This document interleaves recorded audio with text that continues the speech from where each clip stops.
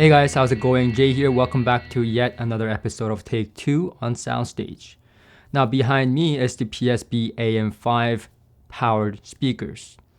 Now before I reviewed the PSB P5 passive speakers, and those were really nice for not only stereo listening, but for near field listening as well. And that's why my highest recommendation went to them. And here comes PSB with the powered version of that speaker, which has DSP and also an 50-watt amplifier built into them, Class D of course.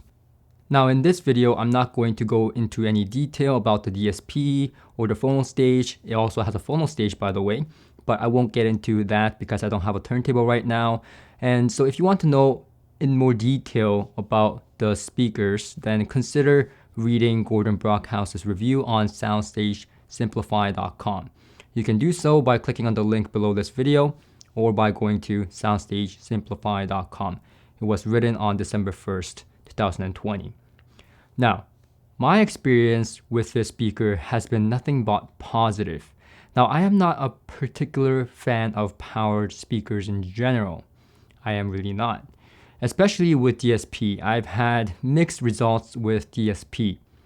Despite all this speaker right now as it stands is $600 USD, while the PSB P5 is $400. So for $200, which is the difference between the P5 and the AM5, I am very hard pressed to recommend a integrated amplifier or a preamplifier combination for $200 that will make the P5 sing like it does with the AM5. So the AM5 has the 50-watt Class D amplifier built inside as well as the DSP. And one of the very cool things that I found with this speaker in terms of its DSP algorithm is that it incorporates the MaxxBass algorithm. And what this does is basically, for the lack of better words, in very simple language, it imitates bass. It's an artificial bass. And you can certainly read more up on this on Gordon Brockhouse's review. But if you're a purist, and I'm somewhat of a purist when it comes to this, I'm not really a fan of mimicking or artificially giving the impression of more bass. But I have to say, it really surprised me. If I take off my purist hat for a minute and just listened to the PSB AM5s, I got a very good impression that it was going deep and low. And as a purist, when I had my purist hat back on, I was really trying to look for those artifacts that the DSP was working. And I couldn't find any artifacts.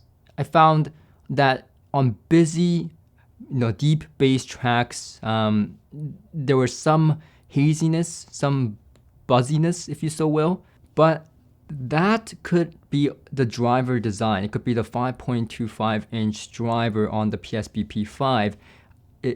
I can't draw the conclusion that that was due to the DSP or the MaxxBass algorithm.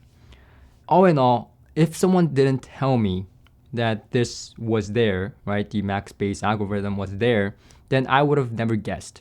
And I'm just gonna leave it at that. And as much as that hurts my purist pride, or whatever you want to call it, that's the truth. If nobody told me about the MaxxBass, I would have never guessed. I would have just thought that this speaker was going way lower than I would have ever thought possible. So that's one of the benefits of this speaker, is that you get the impression of the speaker going very, very low, which is also very good for music. Now it does also have a subwoofer out. And when you connect the subwoofer to the speaker, that algorithm automatically stops. Other times, if you don't have a subwoofer, this algorithm is always running.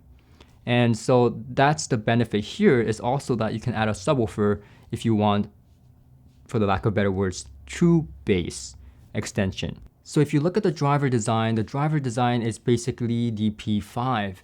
And if you watched my review of the PSB P3 and the P5, what I love about the speaker is the tweeter. The tweeter is a metal dome tweeter. I believe it's aluminum dome tweeter. And while it's a metal dome tweeter, it doesn't sound anything like a metal dome tweeter. In fact, if you told me that this speaker was a soft dome design, I would have 100% believed it.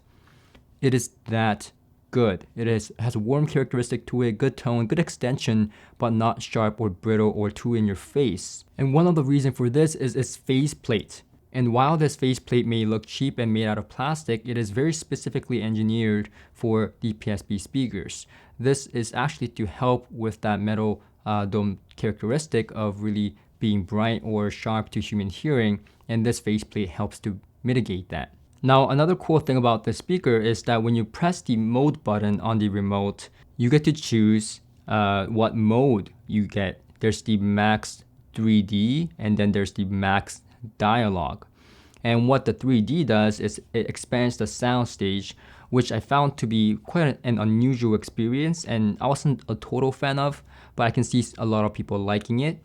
And then there's the MaxxDialog, which actually boosts up the mid-ranges a little bit, the vocal regions, so that when you're watching a movie or something like that, things are more easily deciphered, especially when someone's saying something in the movie that was really helpful to me when I was watching something. And you can in fact do both. You can do the Max 3D and the MaxxDialog at the same time. You can apply both settings or plugins, and that will give you a better presentation when it comes to movies. That I found that it worked well for movies, not so much for music alone.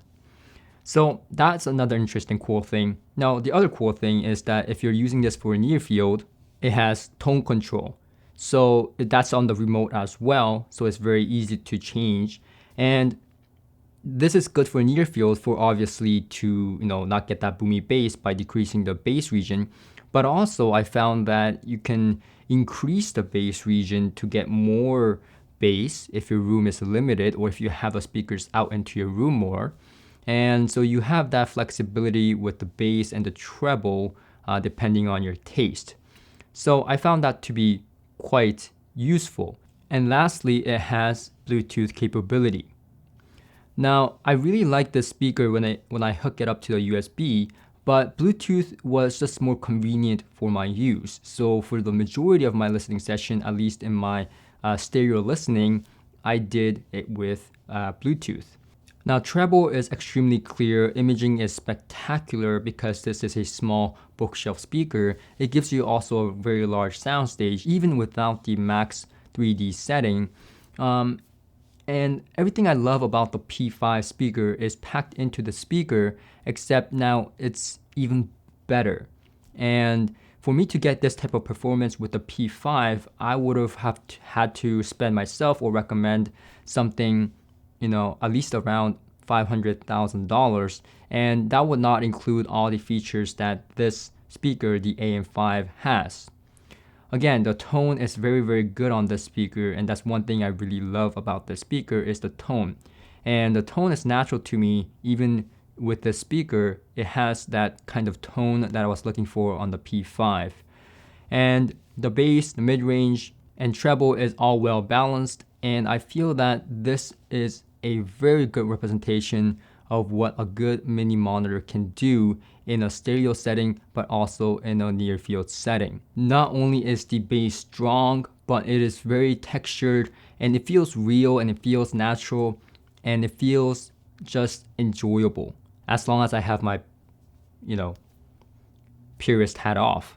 But there are caveats to the speaker that I want to get across, and there's too many things. One is that because the amplifier is built into one speaker, you have to run this speaker cable to the other speaker. And the problem here is that the cable that comes with this speaker, I find it's a little bit too short when it's for stereo settings. And yes, you can get a aftermarket cable that is longer, but I feel like the cable that comes with it should be a little bit longer than it is right now. Second thing is the bass region in terms of sound. While it's enjoyable, I find that it has a bit of haziness to it and unclarity to it. So if I wanted to get the maximum performance out of the P5, of course, this would not be it. If I wanted to go all out with the P5 and get the full potential, then I will still get the P5 passive speaker and run it in my stereo system. But this is not for those people. This is for someone who wants to get really good sound, have convenience, and all those features that I was talking about in this video. So in conclusion, I still recommend the passive version, the P5, for those that's looking for really good mini monitor setup. So if you already have an amplifier, a preamplifier, then the PSB P5 provides really good tone, really good high frequency extension, and very well balanced sound without breaking too much bank. But the AM5 is also very good value if you don't have all that, and if you are looking for a setup with the P5, but you're looking at amplifiers and so on, then I am really hard pressed to recommend something for $200 or $500 for that matter that would outperform what's already in the AM5 and what's been done with the MaxxBass algorithm. So that's it from me. Thank you for watching. If this video was helpful to you, consider subscribing and giving us a thumbs up, and I'll see you guys on the next one.